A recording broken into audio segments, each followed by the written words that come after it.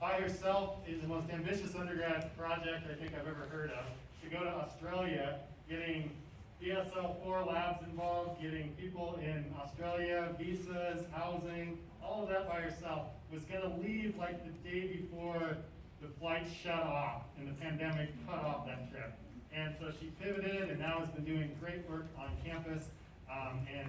You might even recognize her. She was on the front page of the Bozeman Chronicle this week with her glasses and looking down a microscope at bat cells in her happy place. So please welcome Brooklin Hunt.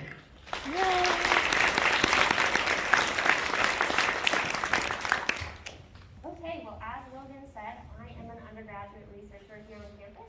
I work with Dr. Raina Claret's disease ecology lab, and we are also a part of a global organization called Bat One Health. So obviously, we study bats, and I absolutely love bats. And if you don't love bats, then I hope in the next 7 minutes I convince you to love bats. Bats are awesome. So let's just start off talking like, why bats? Why do we care? Bats are absolutely very, very involved in the spillover of pretty dangerous viruses. For those of you who don't know what spillover it is simply a process that a pathogen takes to spill over from an animal to a human. Now, the spillover system that I study is hantavirus, which circulates in Australian flying foxes, photographed here. They are quite cute. However, if you haven't heard of this, I'm not surprised. Instead, you may have heard of SARS-CoV-2. This is the virus that causes COVID-19 and the current pandemic. And we have pretty substantial evidence now showing that it probably came from a horseshoe bat like this one, somewhere in the southern regions of China. The other part of the bat story that's not as publicized is that they are absolutely critical to the normal functioning of our world. And bats like this one, this is the lesser long-nosed bat, are absolutely crucial pollinators in wild ecosystems as well as agricultural systems. Now this guy, he's totally yellow, right?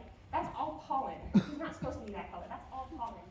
And so in this paper, they found that in 2005 alone, bats provided over $200 billion worth of pollination services across the world. Now, I specifically focus on bat health, and the reason that I do that is because bat health is really intricately intertwined with spillover. So the way that I want you to think about spillover is it's something that's actually very difficult to achieve. And there's all these barriers that a pathogen has to pass in order to spill over. And what we see is that these barriers are actually very intertwined with bat health. At least 3 of them are actually dependent on bat health. And so any change in bat health can actually lead to changes in our spillover risk directly.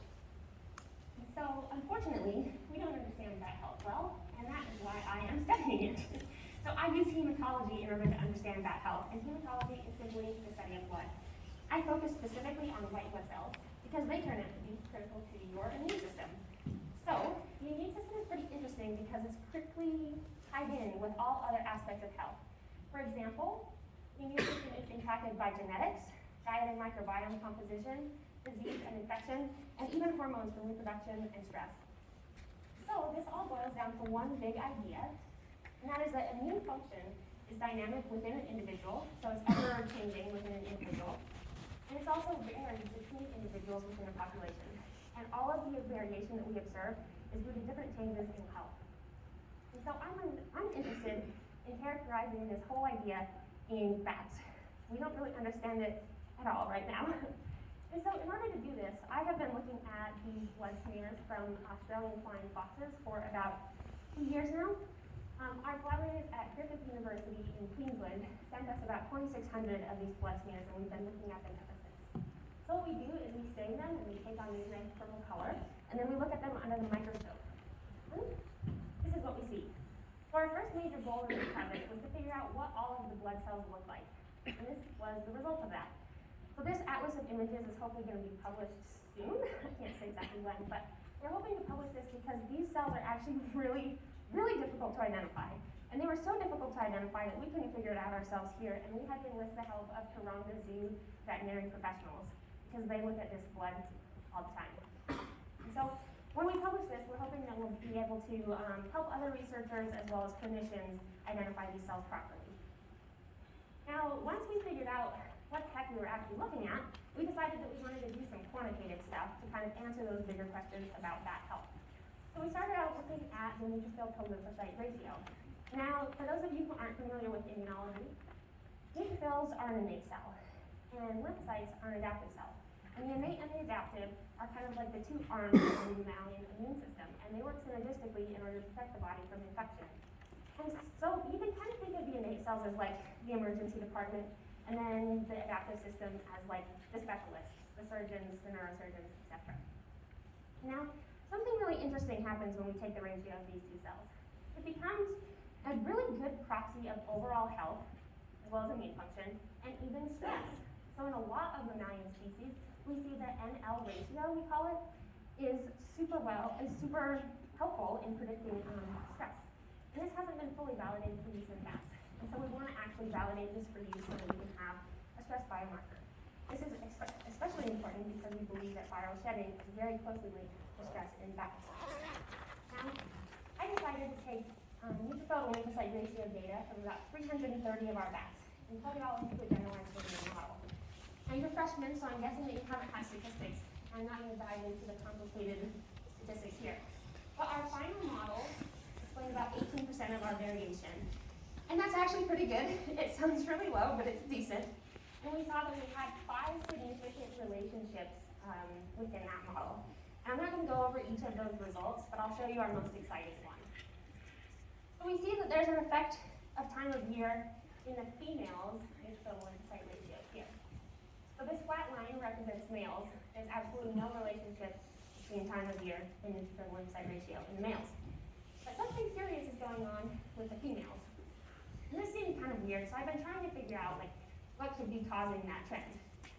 And I have a couple hypotheses. First of all, the time at which we see this drop in the neutrophil lymphocyte ratio is in the middle of the Australian winter, when the bats are pregnant. And pregnancy has been shown to have some pretty complicated effects on the immune system of other mammals, and so it could have an effect here. But then also we have 2 confounding variables, and those are that, first of all, the bats are starving, because 96% of their winter foraging habitat has been decimated by deforestation. So this starvation could have a role in changing the neutrophil lymphocyte ratio, but because they're starving, it changes their behavioral patterns. And this means that we see higher viral circulation. And so this kind of higher level of viral infection could also be impacting their adaptive immune system and therefore their neutrophil lymphocyte ratio. And so, my next step is going to be to figure out kind of which of those processes are most important in driving this neutrophil lymphocyte ratio trend that we see. And that is kind of your whirlwind tour through bat virus spillover and through hematology. I hope that you learned that bats are super important to our world, and that changes in bat health can actually directly affect our risk of bat virus spillover. And finally, it seems like this model that I just built on Friday actually could suggest that female bats could have some altered immune defense due to pregnancy or maybe some other variables. And last but not least, I want to make sure to thank all of the lovely creatures who helped me do this research, as well as our funders who are the McNair program, the Undergraduate Scholar Program, and the Department of Defense.